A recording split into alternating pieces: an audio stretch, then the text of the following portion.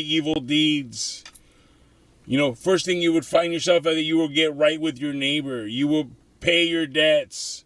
You will start interceding for those around you.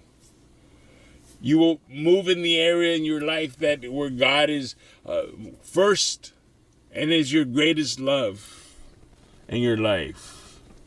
You know, are you moving? Are you preparing the way? Are you say, prepare the way of the Lord, for he cometh. Jesus said, follow me and take up your cross. The teachings of the Bible clearly tells us that the Lord's, guys, if God has already come once, what makes you think he's not going to come again? You know, God plants you and expects you to bloom where you're planted. He wants you to grow. He wants you to see your life shine. He wants to show yourself approved, you know, as you rightly divide the word of truth. You know, he wants you to have faith. He wants you to walk in his precepts.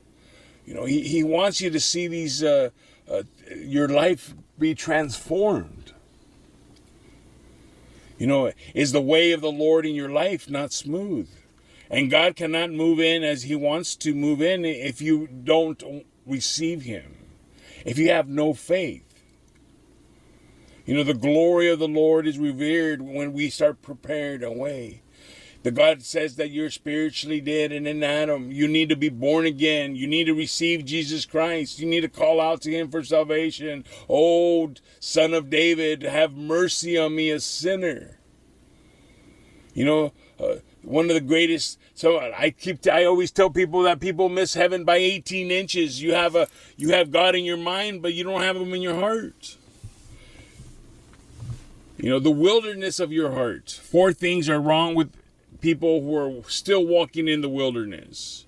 For there are 4 things we have to do before the chariot of God will ride in.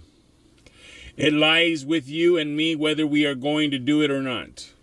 See, you could sing about Christmas until we get callous in our vocal cords. We can celebrate Christmas, which, by the way, is a pagan holiday, as long and loud as you can.